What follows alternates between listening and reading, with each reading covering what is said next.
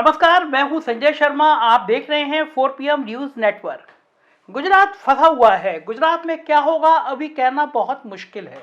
ये भी हो सकता है कि गुजरात में भारतीय जनता पार्टी 140 सीटें भी क्रॉस कर ले, और ये भी हो सकता है कि वहां पे विधानसभा त्रिकोणीय बन जाए। मतलब विधानसभा में स्थिति ये हो जाए कि मुकाबला जैसे त्रिकोणीय नजर आ रहा है, तो विधानसभा किसी को पूरा बहुमत नहीं मिले। और ये सब हो रहा है गुजरात में।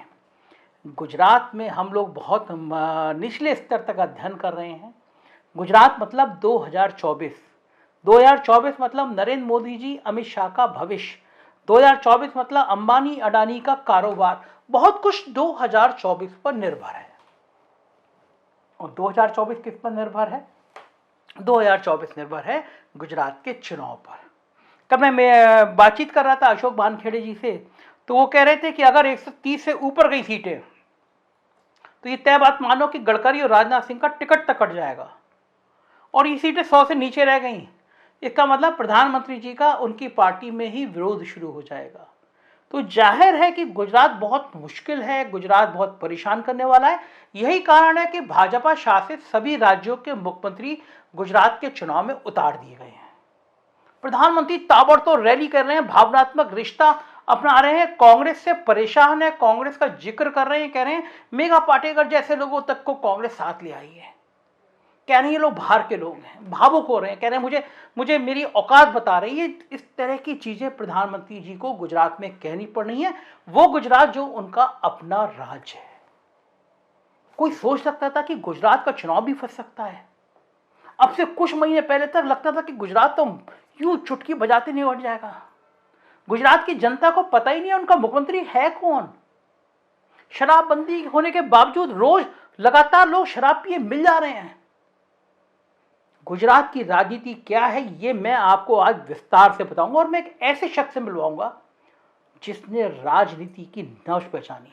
2007 का चुनाव होने जा रहा था, बहुत बहुत महत्वपूर्ण चुनाव था। कोई सपने में भी नहीं सोच सकता था कि मायावती की हुकूमत आने वाली है। तब लखनऊ में इंडियन एक्सप्रेस के संपादक थे दर्शन जी। देसाई जी ने कहा, लिखा अपनी खबरों में कि मायावती की लहर दिख रही है। लखनऊ के अखबार वालों ने मजाक उड़ाया, कहा कि आप ही को दिख रही है, बाकी तो कहीं मायावती नजर नहीं आ रही है। और जब नतीजा आया तो सब चौंक गए, मायावती पूरे बहुमत के साथ सरकार में आई। इंडियन एक्सप्रेस के संपादक की पत्रकारिता का सानी नहीं है। दिल्ली में गए, तहलका मैगजीन में काम किया, तमाम देश के बड़े बड़े अखबार, बड़े बड़े संस्थानों में दर्शन देसाई जी ने काम किया। सालों से अब अहमदाबाद में काम कर रहे हैं, ग्राउंड पे काम कर रहे हैं। मैंने सोचा कि इस नब्ज को पहचानूं, क्या कमी है क्या अच्छाई है। दर्शन देसाई जी के पास आपको ले चलता हूं। मेरे रिक्वेस्ट है, अगर आपको गुजरात की राजनीति समझनी है तो ये पूरी बातचीत समझिए, आपको समझ में आएगा कि भारतीय जनता पार्टी वहां कर क्या रही है। चलते हैं दर्शन देसाई जी के पास, एक ऐसा पत्रकार जिसका एक एक शब्द खुद सच्चाई का आईना हो जाएगा। चलिए दर्शन जी, स्वागत है आपका 4 PM में। आप अहमदाबाद में हैं और एक पत्रकारिता का इतना लंबा अनुभव है आपका, जमीन की रिपोर्टिंग का। और मुझे वो दौर याद आ रहा है, आप इंडियन एक्सप्रेस के लखनऊ के संपादक हुआ करते थे।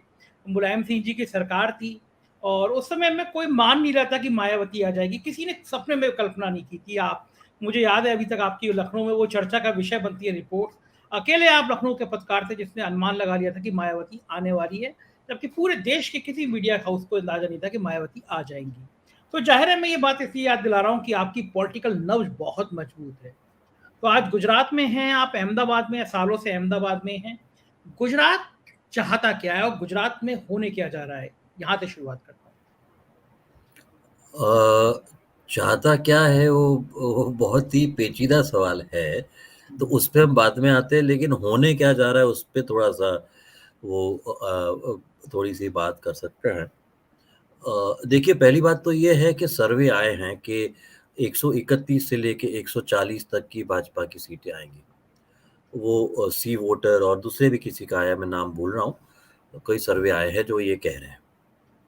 तो मेरा और जो जिन्होंने सर्वे किया था उनसे मेरी पर्सनल लेवल पे बात भी हुई थी। उसमें से कोई लोग मेरे साथ, मेरे कलीग रहे थे एक, तो उनसे बात हुई थी।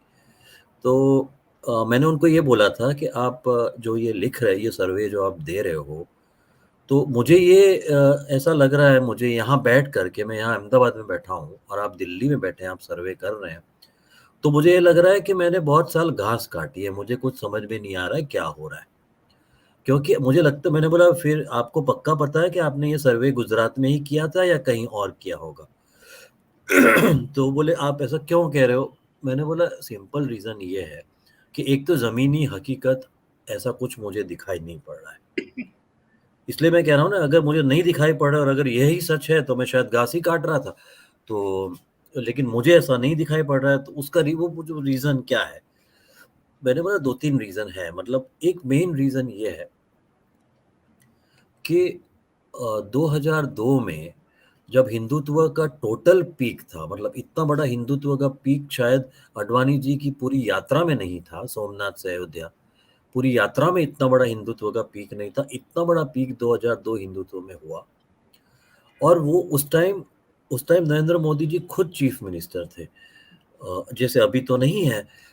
मतलब he was leading from the front, जो हम कहेंगे, वो खुद थे और बेस्ट टाइम था। बेस्ट टाइम में 127 सीट आई है। तो अब ऐसा क्या हो गया कि उससे भी ज़्यादा सीटें आ जाएँगी जब नरेंद्र मोदी जी गुजरात में नहीं है। और भी देखें कि उनके रहते-रहते भी 127 से 117 हुई 2007 में, 2012 में 115 हुई और 2017 में 99 हुई, जब वो पहला इलेक्शन था, जब वो नहीं थे यहाँ पर। मतलब टेक्निकली वो नहीं थे। तो ये रिजल्ट आया। तो अब ऐसा क्या हुआ, उस पे मैं आ रहा हूँ। अच्छा, उसके बाद क्या हुआ कि अच्छा वो नहीं थे, लेकिन सबको पता है कि वोट जो है उन्हीं गुजरात में वोट जो है नरेंद्र मोदी जी को मिलते हैं, चाहे लोकसभा इलेक्शन हो, चाहे विधानसभा इलेक्शन हो। और हमने तो यहाँ तक कि देखा है कि इवन म्युनिसिपल कॉर्पोरेशन का इलेक्शन क्यों ना हो, उसमें भी थोड़ी सिचुएशन बाद कहीं-कहीं बदली थी, बट मोर और लेस लार्जर देन लाइफ जो हम कहते हैं, वो उन्हीं की छाया रही है कि उन्हीं पे चलता है सब कुछ, उन्हीं का है, वोट सारे उन्हीं को मिलते हैं। तो आपको याद हो 2019 में मोदी जी खुद मतलब अपनी जो बोलने की अदा है उनकी, उसमें वो कहते थे कि आपका एक-एक वोट मोदी के खाते में जाएगा। मतलब वो जो पूरा जो एक स्ट्रेस दे कर के उनकी जो स्टाइल थी वो बोलने की, तो वो सारी चीज़ों पे इफ़ेक्ट होता था। अ, अच्छा, अब फ़र्क ये है, 2017 भी बहुत इम्पोर्टेंट, उस पे मैं आता हूँ, लेकिन उसके पहले मैं आपको, अब फ़र्क ये है, एक ही फ़र्क है कि आम आदमी पार्टी की एंट्री होना गुजरात में। एमआईएम भी है, एमआईएम भी फ़र्क थोड़ा डाल रहा है। तो एमआईएम तो क्लियरली मैं कह सकता हूँ, मतलब बिना किसी झिझक के, कि वो बी टीम है, उसमें कोई डाउट नहीं है। क्योंकि वो जीतने के लिए आए होते तो ये तो सिर्फ़ 13 सीट पे खड़े हैं। ठीक है, तो वो दिख रहा है, और कहाँ-कहाँ पे खड़े हैं, वहाँ से भी दिख रहा है। और उसके एग्ज़ाम्पल हम दूसरी में आगे जैसे बात करेंगे, उसमें मैं कहूँगा। तो ये है तो आम आदमी पार्टी का आना। अच्छा, तो ये जो सर्वे आए हैं, उनका बेसिकली मेन सर्वे का निचोड़ वो वहाँ से निकाल रहे हैं कि एंटी बीजेपी जितने वोट हैं, एंटी इनकम्बेंसी वाले, वो आम आदमी पार्टी और कांग्रेस के बीच में डिस्ट्रीब्यूट हो जाएँगे, डिवाइड हो जाएँगे, इसलिए बीजेपी को इतना बड़ा नंबर मिल रहा है। ये इनका कैलकुलेशन है। नेक्स्ट क्वेश्चन पे आने से पहले मैं इसका एक एंड कर दूँ इसको, सर्वे से लेकर तक बात को, कि ये सर्वे एक बेसिक असम्पशन पे चल रहा है कि नरेंद्र मोदी जी, अमित शाह जी, भाजपा और उनके सारे वोटर एक कोई बहुत बड़े टावर पे बैठे हुए हैं, ऊपर ऊपर, और टावर से नीचे देख रहे हैं कि कैसे आम आदमी पार्टी और कांग्रेस एक दूसरे में लड़ मर रहे हैं। ठीक है, ये असम्पशन पे पूरा हो रहा है। तो मेरा एक ही सवाल है कि आप कैसे मान सकते हैं कि आम आदमी पार्टी वो टावर पे बैठे हुए बीजेपी के वोट्स को नहीं तोड़ेंगे? उसमें उसमें कुछ डेंट नहीं करेंगे? आप ऐसे कैसे कह सकते हैं कि कांग्रेस पार्टी भी उसमें कोई डेंट नहीं करेगी? 2017 में को यही कांग्रेस, आम आदमी पार्टी तो नहीं थी, आम आदमी पार्टी को तो 30 कैंडिडेट सब ज़ीरो आए हैं, डिपॉज़िट चली गई थी। तो 99 वर्सेस 77, वो 7 सीटों से ही जीते हैं। ठीक है, तो वो कैसे आए? वो वोट तो उन्होंने बीजेपी के लिए थे, कोई नए वोट तो आए नहीं। बिल्कुल। तो ये दोनों लोग तोड़ेंगे तो उनके भी तो तोड़ेंगे वोट, जीते बिल्कुल ना बड़ी बात जीते, है। वो चर्चा पे हम आगे आते हैं। बट लार्जर पिक्चर जो मुझे समझ में आ रहा है वो ये है। और अभी नरेंद्र मोदी जी अगर जो कहते हैं कि भाई मोदी है तो मुमकिन है, मेरा ये कहना है 2022 में कि मोदी है तो ही मुमकिन है गुजरात 2022। अब आप उनको हटा देंगे तो भाजपा नहीं जीत रही है, मैं कॉन्फिडेंस से कह सकता हूँ इस चीज को। ये है सी मतलब लार्जर पिक्चर जो है। ये आपने एक बड़ी इंपॉर्टेंट बात बताई कि वोट जो काटेगी आम आदमी पार्टी वो दोनों के काटेगी। अच्छा, हम जितने लोगों से बात करता हूँ दर्शन जी, सबसे पहला सवाल उनका होता यही है कि वोट आम आदमी पार्टी किसके काटेगी। पहले तो ये मान रहे थे कि चलिए वही वो भी बीजेपी के कहने पे कांग्रेस के वोट काटेगी, लेकिन जो केजरीवाल का गणेश लक्ष्मी वाला दांव था, तो जहां तक लोगों को समझ में आया उससे मुस्लिम तो एकजुट होकर अब आम आदमी पार्टी की तरफ नहीं जाएंगे, तो नेचुरली वो जो हिंदुत्व वाला कार्ड है वो तो नुकसान बीजेपी को पहुंचाएगा। ऐसे लोगों की धारणा है, क्या ये सही धारणाएं हैं? नहीं, देखिए बेसिकली केजरीवाल जो हम इंग्लिश में कहते हैं ना, taking a leaf from somebody's book, किसी की किताब से एक, तो केजरीवाल जी ने जो लीफ नहीं लिया है, उन्होंने पूरे के पूरे चैप्टर उठाए हैं, ठीक है, भाजपा की बुक से। तो वो जो कर रहे हैं, जो कांग्रेस पार्टी को समझ, जो पहले समझ के करते तो शायद कांग्रेस पार्टी बेटर पोजीशन में होती, क्योंकि कांग्रेस पार्टी के पास बड़ा बेटर नेटवर्क है। गुजरात की बात कर रहे हैं, अभी गुजरात तक ही बात कर रहे हैं, इवन नेशनली भी नेटवर्क क्यों कांग्रेस पार्टी का बेटर ही है, उसमें तो कोई डाउट है नहीं। तो इन्होंने क्या किया, ये बेसिकली कभी कभी जो है ना वो केजरीवाल भी थोड़ा थोड़ा खेलते रहते हैं वो, तो ये जो है उन्होंने एक पुड़िया छोड़ दी, ठीक है। तो बेसिकली वो जो ट्रॉल बोलते हैं ना, वो बेसिकली वो ट्रॉल कर रहे हैं भाजपा को, वो ट्रॉल कर रहे हैं कि इस पे आप क्या कहोगे। तो वो इनकी भी एक स्टाइल है कि आप जो है नॉन इश्यूज पे या छोटी छोटी ऐसी इमोटिव इश्यूज पे, ऐसे इश्यूज पे आप चढ़ा दो पूरी डिबेट और चर्चा। तो यही उन्होंने काम कर दिया कि उन्होंने चढ़ा दिया। एक मिस्टेक उनकी जो ये हो रही है, क्योंकि अच्छा वो लार्जर पिक्चर देख रहे हैं, केजरीवाल लार्जर पिक्चर देख रहे हैं, जो कांग्रेस कांग्रेस देखती भी है, नहीं भी देखती है, और बीच में कंफ्यूज भी हो जाती है। यही कांग्रेस का प्रॉब्लम, उस पे भी हम आएंगे, क्यों क्यों इस बार कांग्रेस के लिए बहुत बड़ा मौका था। और अगर अगर मतलब अगर कांग्रेस को अभी भी समझ में आए तो शायद कुछ कर पाए, तो उस पे भी हम आते हैं। लेकिन ये जो है केजरीवाल जो है बड़ा वो लॉन्ग टर्म देख रहे हैं। केजरीवाल को एक बात समझ में आ गई है कि जो उनकी एरिया ऑफ एक्सपर्टाइज नहीं है, जो हिंदुत्व हिंदुत्व वो मोदी की टेरिटरी है, बीजेपी की भी नहीं है, मोदी की टेरिटरी है, आप उसमें नहीं जा सकते हो। वो एक बड़ा ट्रैप है, वो आप ही के लिए डाला हुआ है, उस पे आप उतरोगे तो आप गए, ठीक है। तो उसका एक गए कैसे, उसका भी एक एग्जांपल देता हूँ, कैसे Congress is losing the script, उस पे हम आते हैं। लेकिन अभी आम आदमी पार्टी, तो तो वो लोग ने बिल्किस बानो पे कुछ नहीं कहा, सीए को लेकर के दिल्ली में जो भी सारे राइट्स हुए उस पे भी कुछ नहीं कहा। जो जो जो सेक्युलर लोग हैं, जो जो भी जितने भी बच्चे हैं, वो सेक्युलर लोगों का ये कहना है कि भाई वो नहीं बोल रहे हैं कुछ, क्यों नहीं बोल रहे हैं, क्यों नहीं किया है। तो उन्होंने अपना वो नहीं बोल रहे हैं, और उनको पता है कि वो चार्ज शायद उन पे लग रहा है, ठीक है। लेकिन उनको पता है कि अगर भारतीय जनता, अगर आपको मतलब नेशनल लेवल पे किसी रेकनिंग में आना है, इवन कांग्रेस की भी जगह लेना है, तो आपको अटैक तो उधर ही करना पड़ेगा।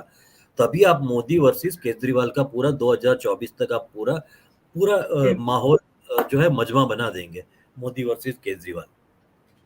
अब वो करने के लिए आपको ये उनकी टेरिटरी आप, लेकिन जो दूसरे एरियाज है उसमें जा रहे हो। जो ह्यूमन डेवलपमेंट इंडेक्स, जैसे गुजरात में ह्यूमन डेवलपमेंट इंडेक्स बहुत ही खराब है। मतलब बड़ा आयरनी है कि इतना बड़ा इंडस्ट्रियल प्रोग्रेस हो रहा है, इकोनॉमिक प्रोग्रेस इतना हो रहा है, इतना बड़ा जीडीपी है, और जहाँ भी मौका मिलता है तो कह रहे हैं हमारा 2.5 लाख करोड़ रुपए का बजट है गुजरात सरकार का। वो सारी सिचुएशन के अंदर भी आपके वहाँ ह्यूमन डेवलपमेंट की हालत खराब है। तो वो इसीलिए आप देखिए एजुकेशन एजुकेशन बहुत, मतलब हम लोगों की मीडिया की लैंग्वेज में और पॉलिटिशियंस की लैंग्वेज में भी एजुकेशन और स्कूल बड़ा बोरिंग चीजें हैं। वो कैंपेन में नहीं मजा आता है, जो एक हाँ हाँ। टिपिकल एक स्टीरियोटाइप बना हुआ है कि कैंपेन में यार क्या स्कूल ले आए।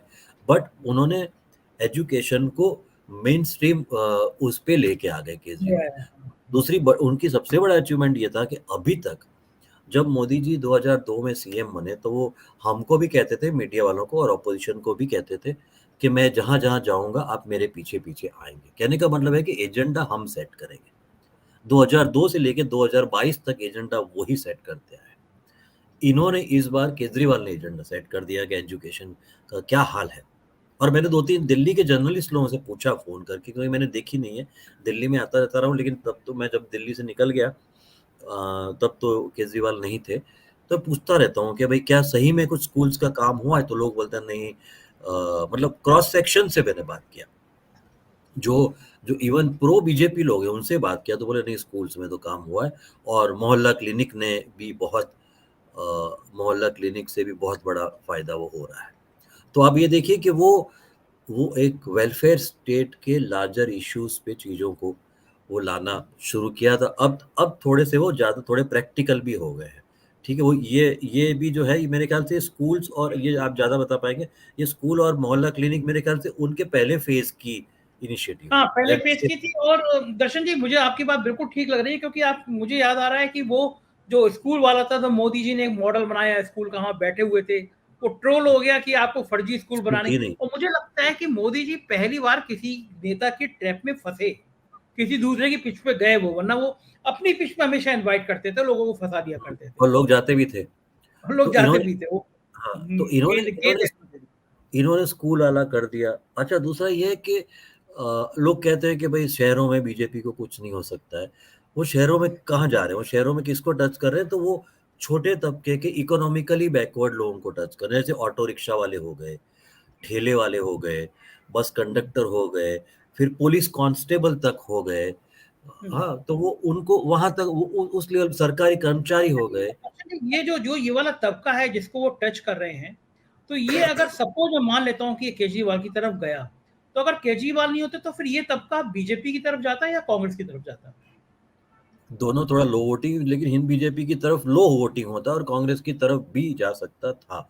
इतना मतलब, लेकिन कितना ज़ोर से जाता वो कहना दिक्कत है, क्योंकि ये पहली बार अनुभव हम लोग भी कर रहे हैं गुजरात में। गुजरात में लोग कहते हैं कि थर्ड फ्रंट नहीं चला है। तो थर्ड फ्रंट जो पहले जो था वो देखने की बात इम्पोर्टेंट ये है कि पहले जो 2-3 फ्रंट हुए, वो अपॉर्चुनिस्टिक फ्रंट थे। अपॉर्चुनिस्टिक मतलब केजरीवाल भी, वैसे आप अपॉर्चुनिस्टिक बोलना चाहें तो बोल सकते हैं, लेकिन मैं अपॉर्चुनिस्टिक नहीं बोलूँगा, क्योंकि वो पॉलिटिकल पार्टी है।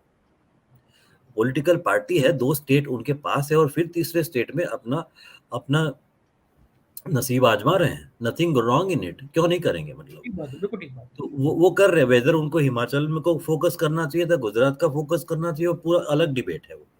सत्येंद्र जैन के कारण गुजरात आए या क्यों आए, वो सब पूरा फिर लंबी कहानी दूसरी हो जाती है। लेकिन आप देखिए गुजरात में लास्ट केशुभाई पटेल निकले, उन्होंने गुजरात परिवर्तन पार्टी बनाई। क्या मेन था? पाटीदार। मेन उनका बेस तो पाटीदार ही था। आई 2 सीटें, ठीक है? जबकि केशुभाई पटेल का एक स्टेट लेवल का स्टेचर हुआ करता था। 2 सीटें आई, एक खुद की आई और एक आई।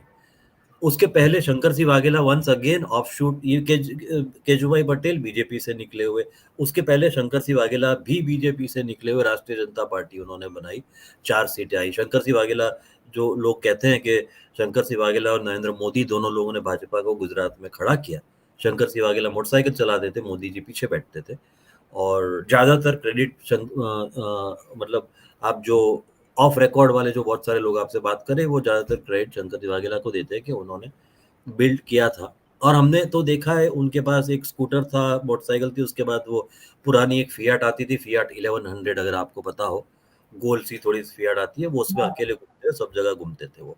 तो लेकिन शंकर सिंह वाघेला जैसा आदमी जिसका स्टेट उस वो 4 सीट ला पाए, ठीक है? उसके पहले थोड़े से सक्सेसफुल थे चिमन भाई पटेल।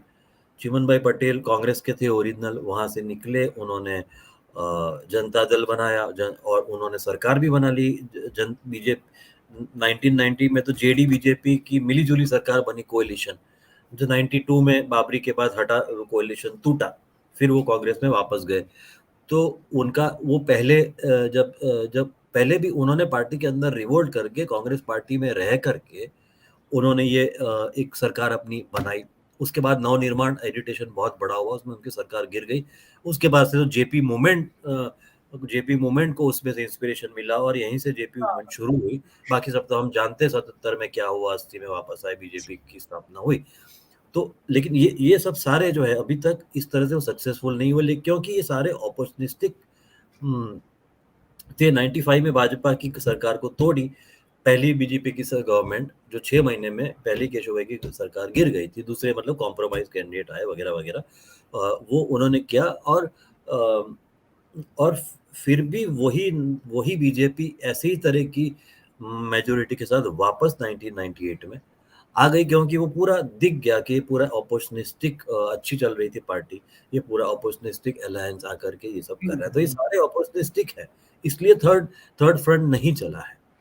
और शायद अभी भी चले ना चले, अभी हम इतना नहीं कह सकते, लेकिन एक जो है हम उसको हर चीज को एक ही पुराने ही उससे सिस्टम से देखेंगे तो नहीं होगा, क्योंकि कुछ तो हो रहा है। हाँ, बिल्कुल ठीक कुछ बात है, बिल्कुल सही बात है। कुछ तो हो रहा है, अच्छा वो दिख। दर्शन जी, एक मैं आपको बीच में सॉरी रोकूंगा। सबकी निगाह लगी है सूरत पे। अगर पिछली बार सूरत नहीं होता तो बीजेपी होती नहीं। सीटों का 7 सीटों का अंतर था। इस बार सूरत की 16 सीटों में जैसे 15 बीजेपी जीती थी। इस बार आपके पास क्या फीडबैक है, सूरत में क्या होने जा रहा है? कुछ लोग कह रहे हैं कि 5 या 6 सीटों पे आम आदमी पार्टी बहुत अच्छा लड़ रही है वहां पे। हाँ, मतलब मेरा जो मिल रहा है वो ये है कि शायद 3 एक सीट निकाल भी ले सूरत सिटी से। जो 16 है वो डिस्ट्रिक्ट की है।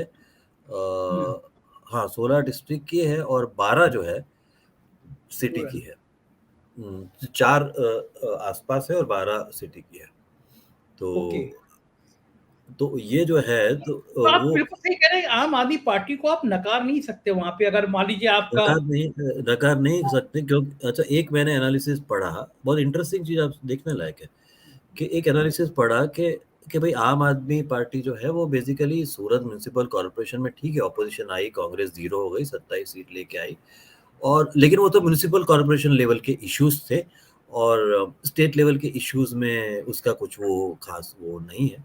अब उसके 2 कारण थे। एक तो ये था कि जो सारे हैं सौराष्ट्र रीजन, जो सूरत का एक रीजन है सौराष्ट्र, मतलब सौराष्ट्र वाले जो रहते हैं, वराछा रोड वगैरह जो है, जिसमें काफी, जिसको मिनी सौराष्ट्र बोलते हैं, तो पूरा सौराष्ट्र रीजन है, सारे डायमंड वर्कर्स हैं, टेक्सटाइल वर्कर्स हैं, मेजोरिटी डायमंड वर्कर्स हैं। और जो डायमंड वाले जो अच्छा कर गए वो बाद में बिल्डर बने, रियल एस्टेट वाले भी बने, और डायमंड में भी रहे, रियल एस्टेट में भी रहे।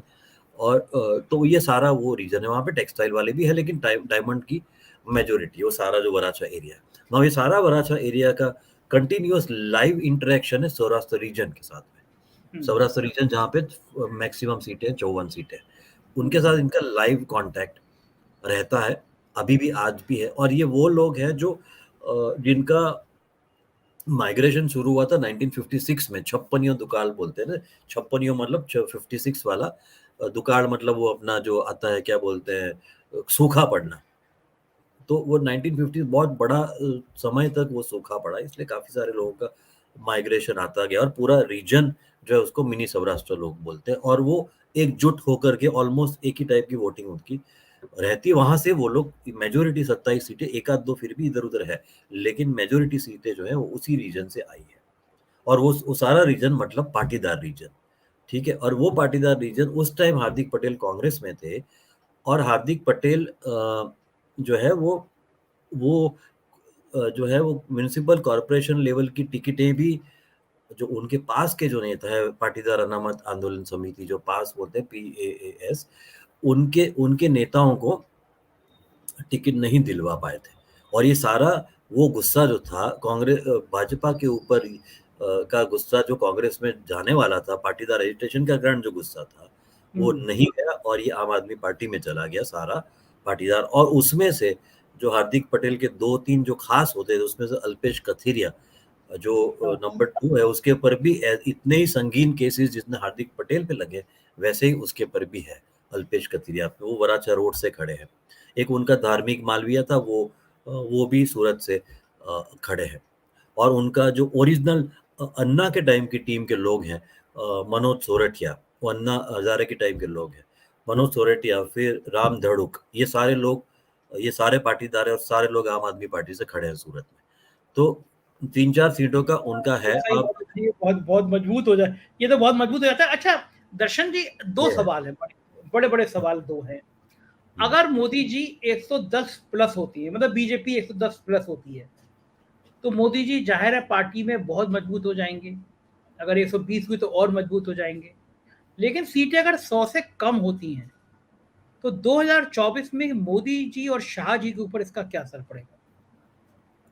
मतलब एक बड़ा चैलेंज खड़ा हो जाएगा। चैलेंज उसको सिर्फ हम नंबर्स में ना देखें। देखने की बात जो है वो ये है।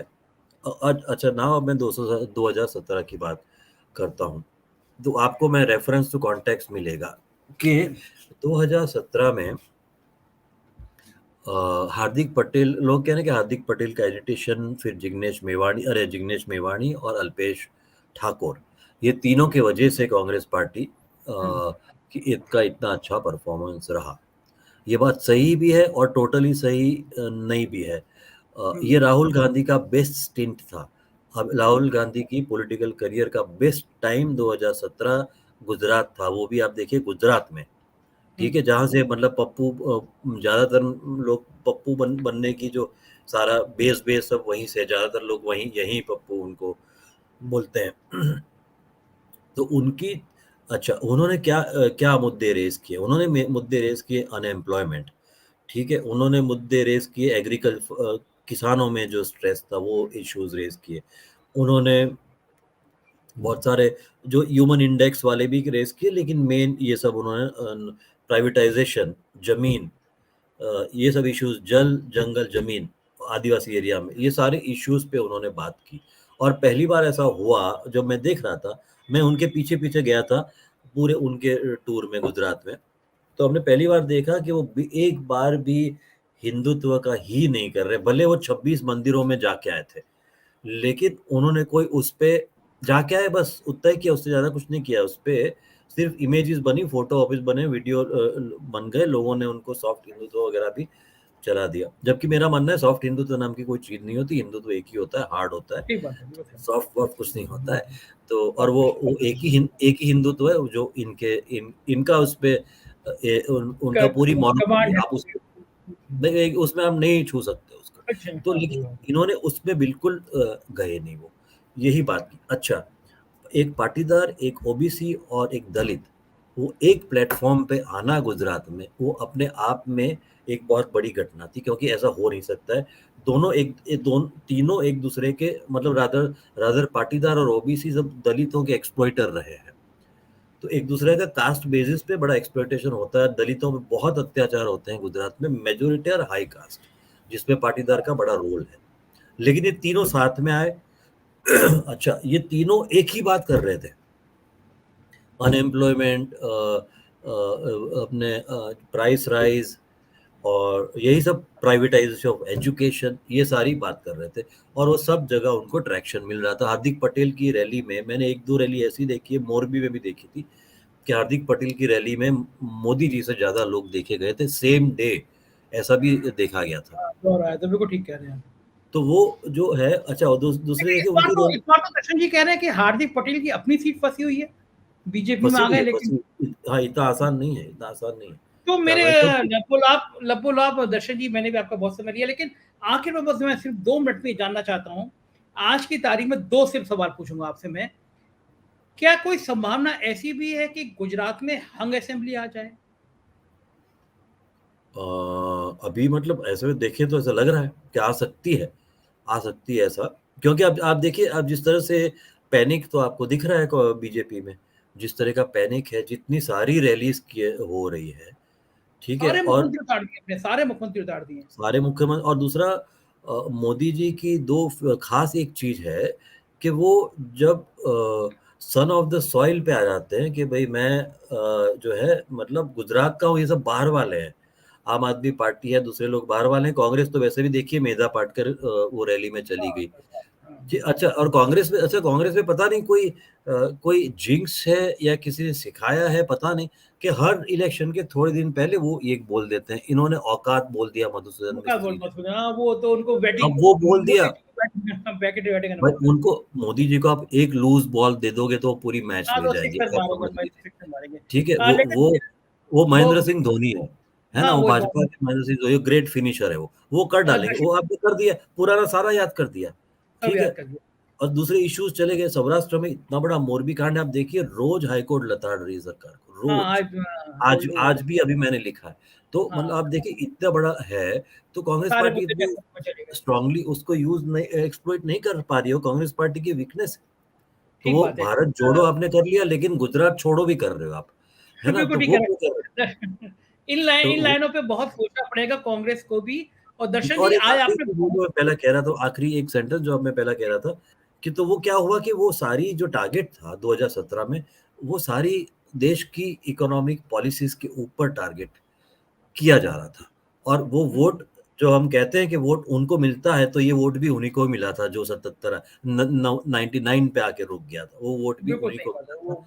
और ऐसी करीब बात है। 10-12 सीटें ऐसी थी जहाँ 1000 से नीचे का मार्जिन था कांग्रेस कैंडिडेट जहाँ हारे हैं। बिल्कुल तो ठीक, बहुत बड़ी काफ़ी बात कही सारे आपने दर्शन जी। तो और बहुत ये सीन जो इंटरेस्टिंग है नेशनल लेवल पे ये चीज़ इकोनॉमिक पॉलिसीज़ पे प्ले आउट होगी। जो आदिवासियों का उन्होंने बोला जल, जंगल बट सीरियस इश्यूज़ है वो।